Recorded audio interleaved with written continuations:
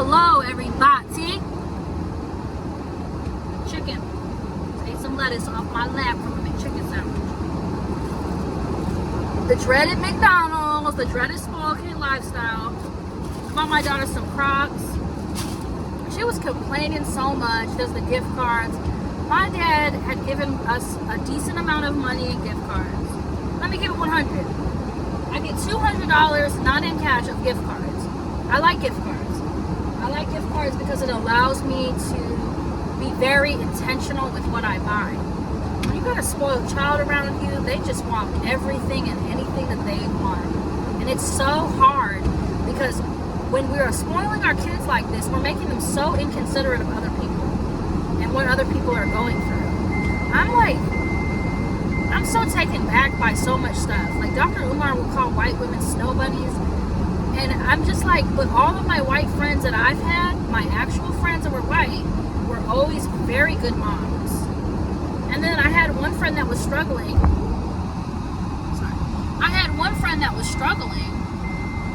And I never judged her either.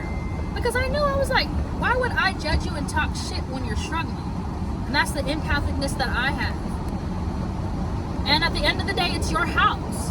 If your house isn't that clean, you don't gotta invite people over to your fucking pad. These are lessons. This is the shit that my daughter needs to hear, and all of our kids in this generation. We gotta stop the cycle and break the fucking curse. Because the last thing I need to be is an old hateful woman, and that's what I've been terrified of that. I'm like, fuck, don't make me an old hateful woman. Like, I'll be damned, I don't want to be like them. I remember saying that. I know so many hateful people, but then loving people. I've learned how to be loving. There's a point when you're not the prettiest girl anymore. I don't even know how to say it. Like, it's the prettiest fucking girl that acts like that. That's what I'm gonna say. It's always I'm gonna say that back to Tremaine too. Somebody I'm messaging. I'm gonna say the same thing too. It's always the prettiest girls that have the most hate. I don't know why you can be the prettiest girl that looks like you. Like, the prettiest girls are the ones that have the spew the most hate all the time. And it's like, what are we doing? What did your parents do? How are we being raised? If everybody tells you, yeah, they're just hating on you because you're pretty. Are we really just hating on somebody because they're pretty and that's something for real? Is it because of their personality? Is it because of how they're talking all the time? And it's not, are they talking all the time? But what are you saying when you're talking? Are you talking shit about people? Are you just being lazy? Are you acting like you're too cute to work at the workplace? Like, I don't have to do a lot. That's creating drama. Always. Then it's like everybody knows that you are just a drama queen and you get out of work all the time because you complain about stuff. I'm here to have these conversations. I'm here to be something different. When your life isn't working the way you want it to work, like for me, getting pregnant, facing that rejection at a young age, that it kind of broke certain people's heart to see, like, damn, this girl's baby's daddy doesn't really want to be with her. I dealt with that. But then it was, for me, I just knew inside myself, I knew that this was going to change my life. And I knew that I needed to do something. I just knew it.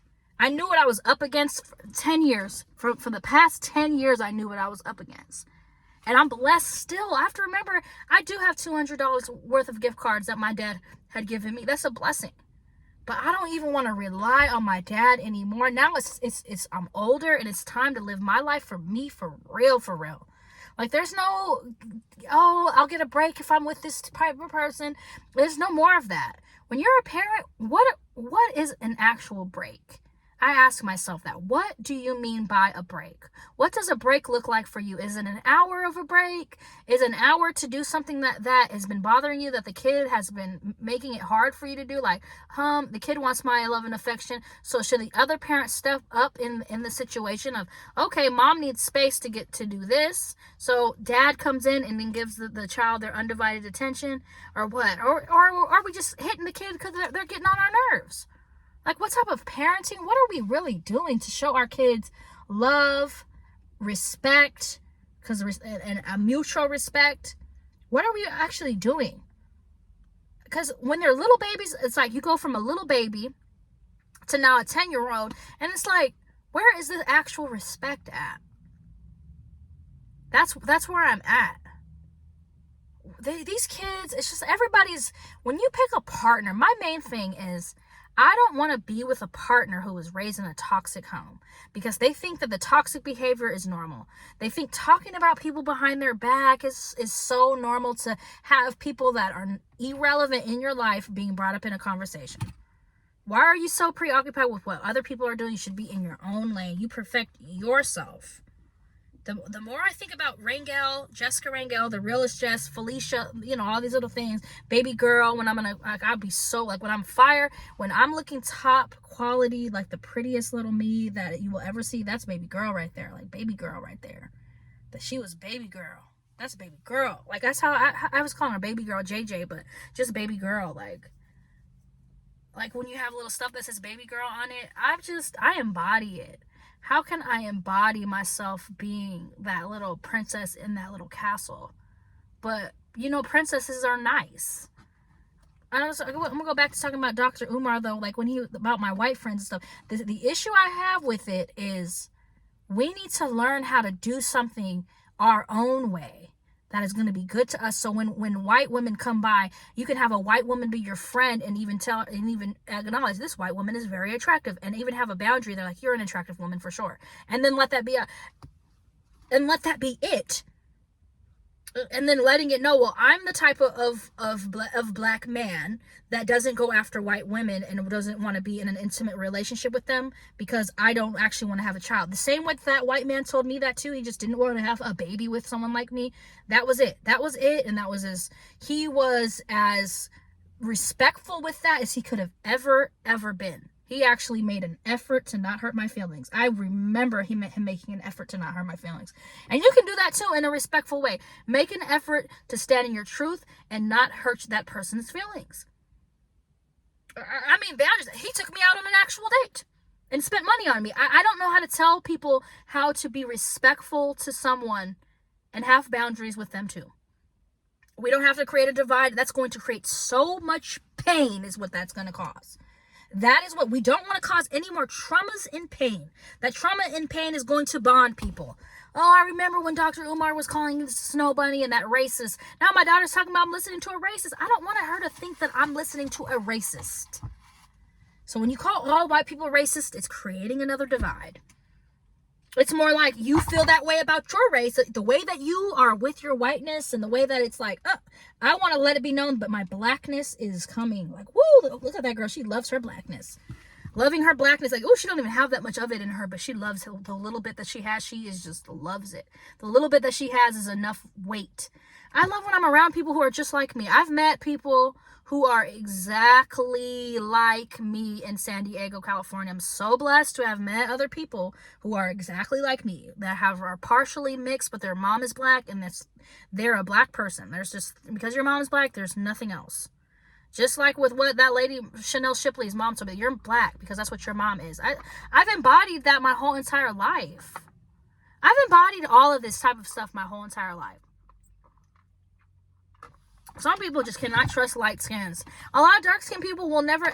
That is something that they have to find a way to be strength. They have to find this inside themselves to filter it. I don't know how to say it. Like, she's that type of way. And then you don't know always if people are going to be, but you can count on a little bit of people that are light skinned to be that way. And then sometimes you can count on darker skinned people to be resentful to them. So in my head, I just have to sit there sometimes and take it. Why do I have to sit here and take those beatings all the time because people want to treat me bad because of it? Like, I have learned to take beatings, like verbal abuse. I've learned to kind of deal with people being hateful to me. And now I'm at the point where I'm going back to being a cook. I have to go back to being a cook. That is the job that I have to do right now in my life. It's like you feel like God has called you to say, that's it for you. You have to do that now. I have to do that now. I have to get proficient and good at it, and then I can move on. I want to be able to do that and then move on to another career for myself. I'm branding myself as the realest Jess. I have my alter ego, which is Felicia. I have another, I'm baby girl on a glamour. I'm trying to get back to baby girl and the realest Jess. I want to kind of transition out of Felicia. Felicia will always still be there, but I don't want to have this Felicia-ness in me. Like, Felicia is the dusty, the crackhead, the mentally ill, and all that negative stuff. And it's like, when I'm sitting over here lonely, Felicia's the most loneliest person ever. Nobody trusts Felicia. Maybe people think that Felicia has burnt bridges. That's that type of Felicia. My Felicia is not a crackhead. I don't know how to say. Maybe Felicia, everybody called her a crackhead. What if Felicia didn't? It was just so neglected that she wasn't even a crackhead. That's my type of thing from that character. What if that person is just really mentally ill and people think that they're on drugs and they're not? That person has a disability, maybe have like a little kind of like an intellectual disability, a little bit there. But you start to see even people with intellectual disabilities can overcome that and fully integrate themselves into a career. But I'm the realist, Jess. Look how I can speak, I can articulate. I have a different way of learning things. I know other people are not patient. That's okay. Other people lack patience with me, and I'm just over it all, though. Because you do not have to speak to somebody and be as rude as people are. People make their own rules up. They want to pick and then they choose in the workplace. Absolutely not. I'm here to not be dealing with hateful people ever again. Kansas City and Dr. Umar, it'll probably be a year to date that people are taking what I'm saying seriously. But I'm going to post this unedited again, just exactly as it is, because I'm calling myself the realist, Jess. These are the messages I have. This year is coming to an end. Today is Portia's birthday. Happy birthday, Portia. I want to say Portia Strokes, her last name. I don't want to butcher it. Portia, you're a beautiful girl and you are named after a foreign car. Don't let people fucking ever fuck with you. I mean, I don't know. Just... people will say your name is ghetto, this is ghetto, fuck everybody, what people think. What people think, don't even give a fuck about it. Like, oh yeah, because they're hateful. I'm me at the end of the day. I have to be in this skin, in this body at the end of the day. I have to live my own life, regardless of how much money I have. Oh, random, but while we're on the topic of body image and stuff, I'm having these intimate conversations about body image with my daughter. We're working on all of these things. I'm breaking the cycle. On my farewell tour, it's like, if I stay here in this relationship, I'll pretty much be a big back unhappy person for the rest of my life. And I hate saying the word big back because it makes it seem like having that body is ugly. Having that body is not even an ugly thing. I don't even know how to say that. Anybody can just be flawless if they want to be. If you're larger, let yourself be large. I'm telling you, the nicer you are to people, the more golden your life will be. When you give people insight, when people ask you something, they're gonna remember, oh yes, that one person helped me out. That's golden. That's just making the world a better place. And that's exactly how I'm gonna be. The hateful stuff, I never realized how hateful I was up until this past year. We got this from the mall, and she said it came out too sweet. So I was telling her to put some ice in it, and this will taste better. I'm going to do that in a little bit. I'm going to get off this car right now. I'm going to go in the house. I need a break from this little girl, though. So that's why I'm doing this long rant. I have this airbrush foundation on right now on my face. You can't really see because the lighting is bad.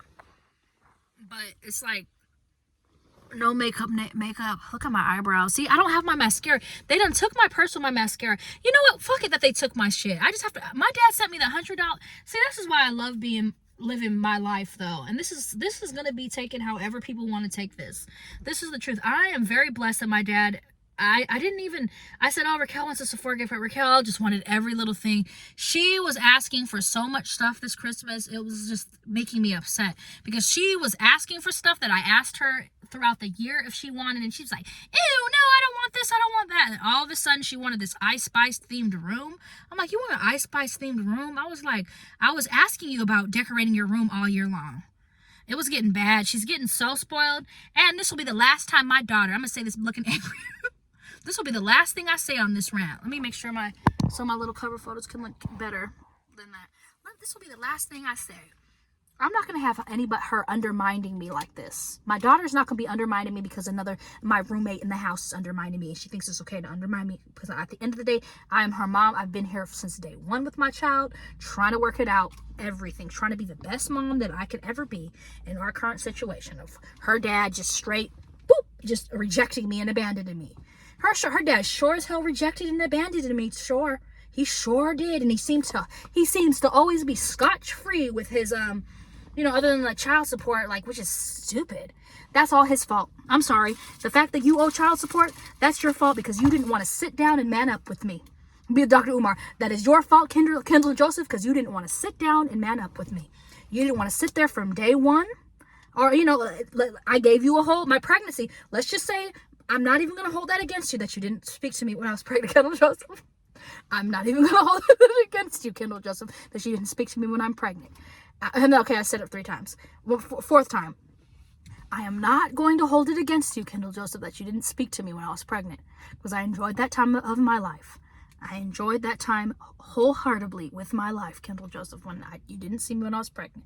I was on my own personal retreat of break. It was like a whole wonderful time for me to never have seen him when I was pregnant. Loved it. Okay, so I'm not even holding that against you.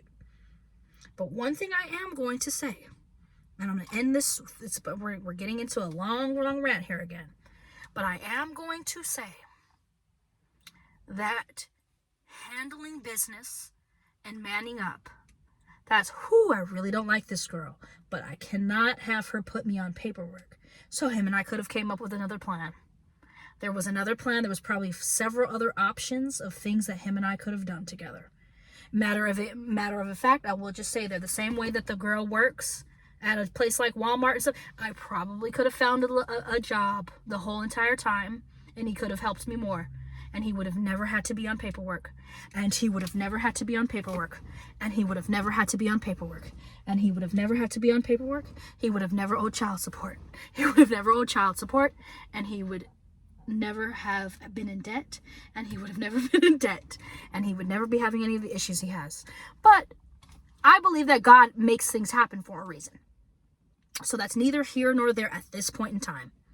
It's neither here nor there at this point in time. It's neither here nor there at this point in time. But it's the truth. One thing I can say is solutions and moving forward. Solutions and moving forward. So now that you have to be able to take full 110% accountability of every decision that you've made. Good decisions, bad decisions. Take it all into an account. Tell yourself, I was young and I was ignorant. I didn't know any better, but now I do. I was young, I was ignorant, and I didn't know any better, but now I do. Just repeating these mantras back to yourself. Like, okay, what am I going to do now? Because I cannot be an absent parent. I cannot be an absent parent. I cannot be an absent parent. And it is the realist Jess signing off right now. Have a wonderful, blessed day.